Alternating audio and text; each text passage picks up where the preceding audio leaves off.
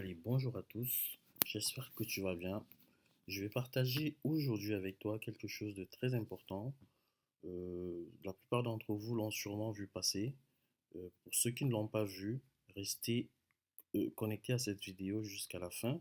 Si vous êtes loueur sur GetAround, si vous êtes particulier, professionnel, si vous souhaitez louer des véhicules sur GetAround, ou simplement si vous êtes intéressé par le sujet de l'autopartage, je vous laisse écouter cette vidéo.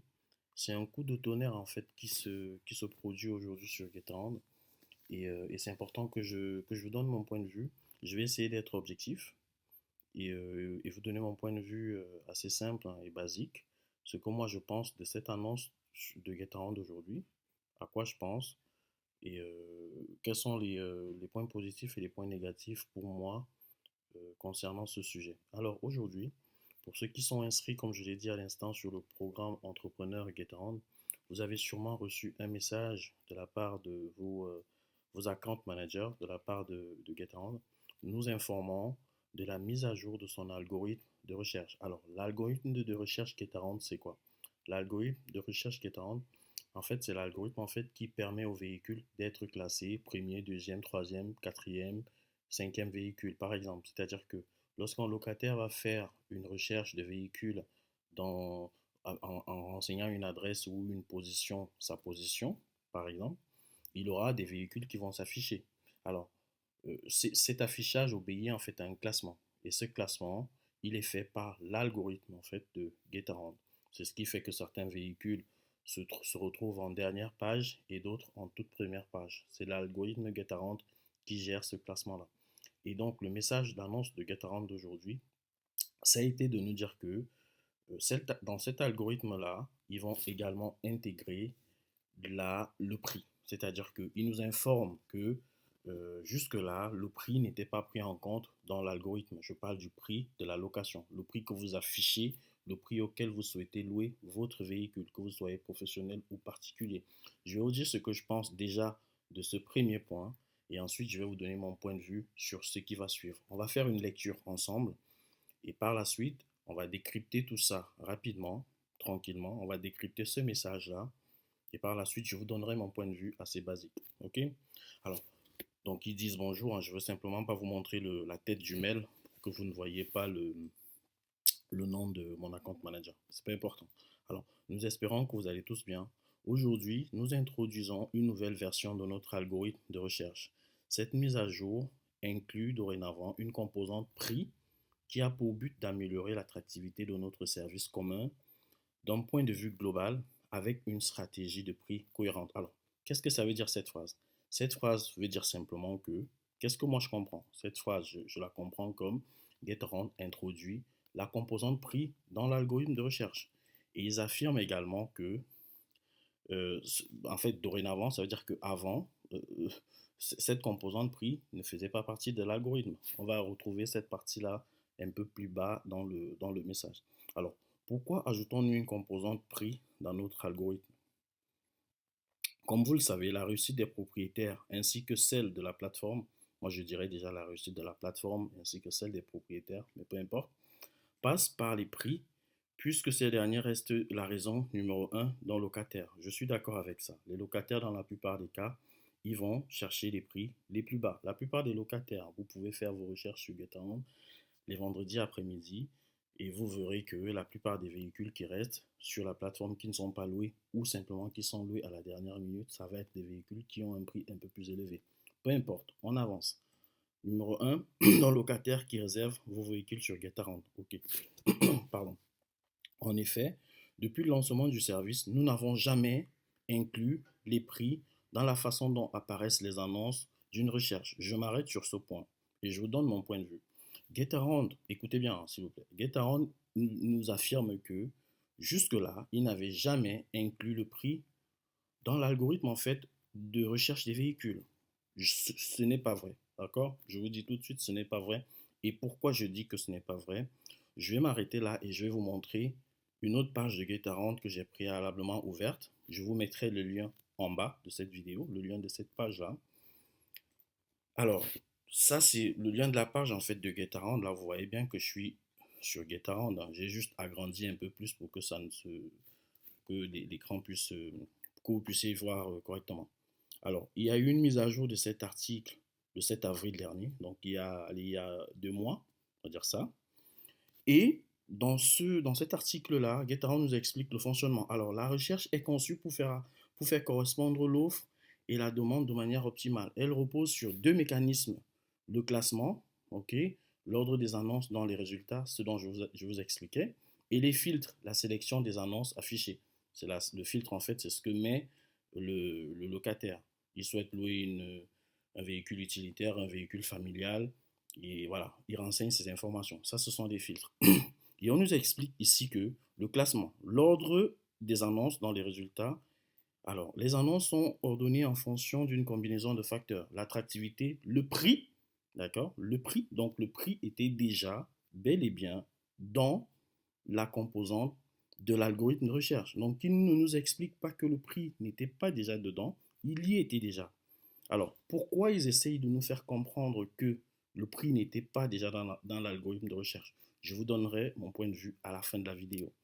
Ensuite, le taux d'acceptation, la réactivité du propriétaire, la distance, la durée de location, la nouveauté de l'annonce. On va rapidement balayer ça et puis on revient sur notre sujet principal, la mise à jour de l'algorithme de recherche. Alors, l'attractivité, c'est quoi? C'est le rapport entre le nombre de réservations d'une annonce et le nombre de fois où elle est apparue dans les résultats de recherche. Ici, c'est plus compréhensible. Si ce rapport est élevé, cela signifie que l'annonce répond généralement aux attentes des locataires. En fait, les annonces qui apparaissent très souvent ont plus de chances de réapparaître. Donc, l'attractivité. On continue. Le prix. Donc, le prix était déjà bel et bien dans l'algorithme de recherche GetAround. Le prix. Nous tenons compte de la compétitivité du prix d'une annonce par rapport aux annonces similaires dans la même zone. Si le prix d'une annonce est très haut, celle-ci est moins bien classée car les locataires réservent moins souvent des véhicules très chers. C'est ce dont je vous parlais. Guettarant en parle aussi. Les locataires, premièrement, vont réserver les véhicules les moins chers. La plupart des locataires.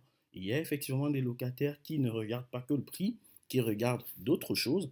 Par exemple, les services en plus que vous allez mettre dans un véhicule. Par exemple, un siège auto, par exemple, un coffre de toit pour les utilitaires, ça va être par exemple un diable, un chariot de manutention, des sangles, un câble USB, une dashcam, ce que vous voulez. D'accord? Mais la plupart des cas, on va regarder le prix, le locataire va regarder le prix. Alors, les annonces au prix anormalement bas sont également moins bien classées. Donc, il nous explique ici, dans cet article qui date du mois d'avril, que ce qu'ils expliquent comme étant la mise à jour était déjà en place. C'est-à-dire que les prix, les annonces qui ont des prix anormalement ou anormalement bas sont moins bien classées. C'était déjà le cas. Alors pourquoi ils nous incitent aujourd'hui à nous aligner sur des prix bas ou sur des prix intelligents alors que ce classement prenait déjà bien en compte ces prix afin d'éviter une guerre des prix de la plateforme. OK? Donc, on voit bien ici, à partir de cet article-là, que les prix étaient déjà dans l'algorithme de recherche. On continue. Après, il y a le taux d'acceptation, il y a la distance, la durée, ces autres éléments. Je vous mets le lien en fait de cette page en bas de vidéo pour ne pas être très long, pour vous donner mon point de vue. Pour ne pas être très long, je vous mettrai le lien, comme ça vous pourrez le consulter et faire des captures d'écran même, parce que GetAround fera sûrement une mise à jour de manière à ce que cette page n'apparaisse plus, je pense, dès demain. On revient sur notre sujet principal. OK? Donc, en effet, depuis le lancement du service, nous n'avons jamais inclus le prix dans la façon dont les annonces apparaissent. Ça, je vous ai montré, on a vu tout de suite, là, il y a un instant, que ce n'est pas vrai. Les prix étaient déjà bien intégrés dans les résultats de recherche. C'était déjà bien intégré. Je vous dirai mon point de vue, je vous donnerai mon point de vue sur pourquoi il nous explique que les prix n'étaient pas intégrés dans l'algorithme au départ. On continue notre phrase. Après de nombreuses années d'apprentissage, nous constatons aujourd'hui avec certitude que les annonces avec des prix anormalement hauts affectent négativement non seulement leur attractivité, mais également celle de toutes les autres annonces listées sur la plateforme. Alors on va s'arrêter un instant, on va se calmer, on va reprendre notre souffle et on va décortiquer cette phrase. Après de nombreuses années, nous constatons avec certitude que les annonces avec des prix anormalement hauts il faudrait à un moment donné que Guetaran nous dise ce qu'ils appellent annonce avec des prix anormalement hauts. D'accord? On est des propriétaires de véhicules sur les plateformes, on va fixer nos prix en fonction du service qu'on offre ou même que l'on croit offrir. Qu'est-ce qu'ils appellent annonce anormalement haut? Moi j'ai la réponse. Les annonces anormalement hautes, avec des prix anormalement hauts, en fait ce sont des annonces qui ne s'alignent pas sur les prix intelligents de Guetaround. On continue notre phase. Affectent négativement non seulement leur attractivité, alors, mais si aujourd'hui un propriétaire, qu'il soit particulier ou professionnel, donc qui veut gagner de l'argent, qui veut gagner de l'argent, qui veut rester rentable, s'il ne se rend pas compte que son annonce est négativement impactée, il y a un problème. Je pense qu'aujourd'hui, si on reste sur la plateforme, ça veut dire on trouve quelque part notre compte. Mais j'ai envie de dire, mais laissez donc ces propriétaires qui sont en train de perdre de l'argent continuer à perdre de l'argent parce que leurs prix sont entre guillemets anormalement hauts. Les locataires iront louer chez les autres propriétaires jusqu'à ce que ceux dont les prix sont anormalement hauts revoient leur prix à la baisse. On continue. C'est mon point de vue personnel. Mais également celle de toutes les autres annonces listées sur la plateforme. Alors, là, il y a un problème. Je ne vois pas pourquoi une annonce avec un prix anormalement haut va affecter les autres annonces. Les gars, vous n'êtes pas obligés de vous aligner sur les prix de vos, des véhicules qui se trouvent près des vôtres. Je ne veux pas dire des concurrents parce qu'on ne l'est pas. Vous n'êtes pas obligé.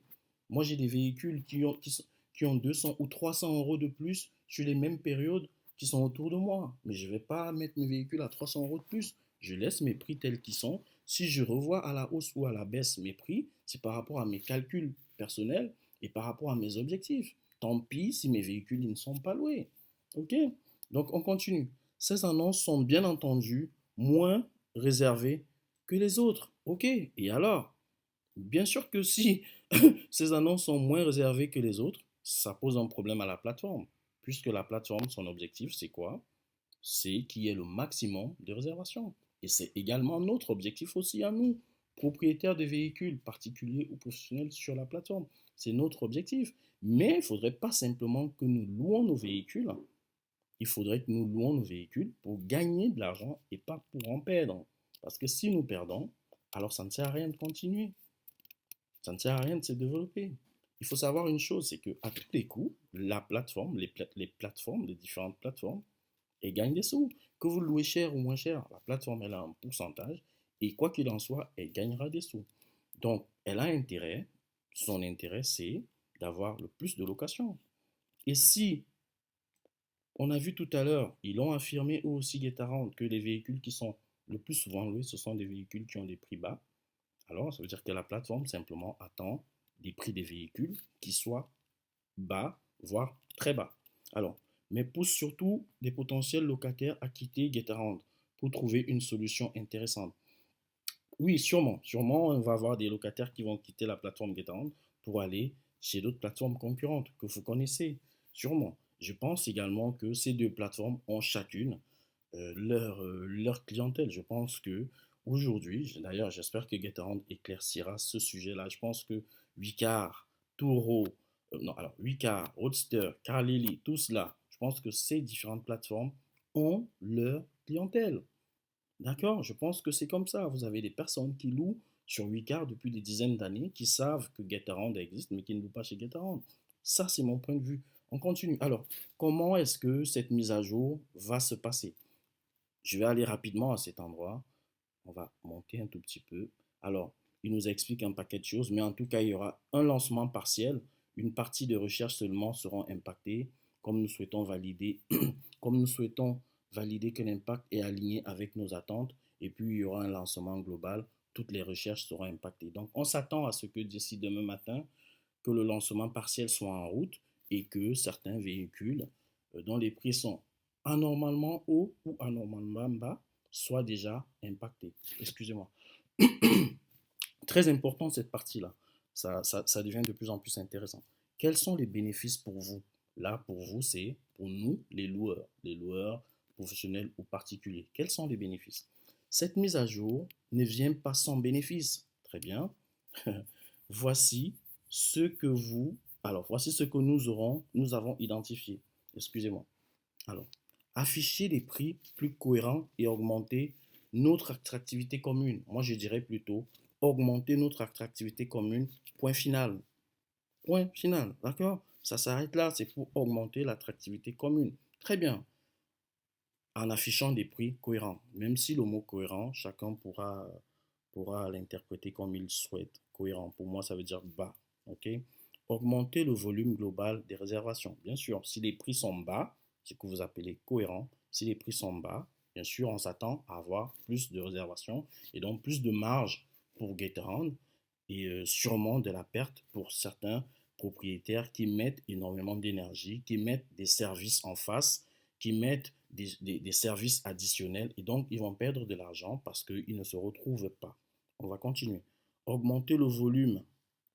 Augmenter. Alors, excusez-moi. Chaël, augmenter le niveau global des revenus propriétaires. Ok? Augmenter le niveau global des revenus des propriétaires. Ça, c'est discutable. Ok? Augmenter le niveau global des revenus des propriétaires. Effectivement, on a des propriétaires qui vont perdre de l'argent pour des raisons dont je vous ai parlé il y a un moment. Augmenter la fidélisation des locataires. Satisfait d'avoir réservé. Je ne suis pas d'accord. Je ne suis pas d'accord. Pourquoi? Parce que vu que les prix doivent être bas, vu que les locataires doivent s'aligner sur les prix bas, bah, la qualité de service sera médiocre. Je ne vois pas pourquoi je nettoierais mon véhicule après chaque location. Je ne vois pas pourquoi je mettrais des services additionnels, un siège auto, un coffre de toit, un diable de manutention, des sangles, un chargeur, des bouteilles d'eau, des bonbons, ce que vous voulez. Je ne vois pas pourquoi je le ferais.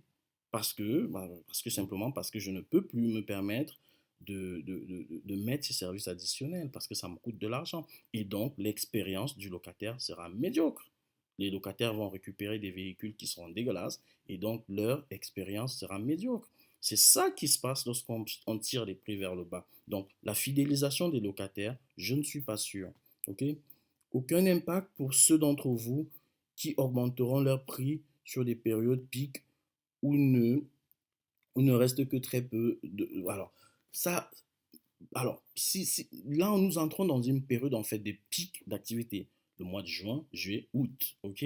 Mais pourquoi donc vous envoyez ce mail maintenant? Pourquoi vous faites cette mise à jour dès maintenant, ok? Dès maintenant, si vous êtes en train de nous expliquer que sur les 3 mois à venir, cette mise à jour n'entre pas en jeu, n'entre pas en, et n'est pas mise en place.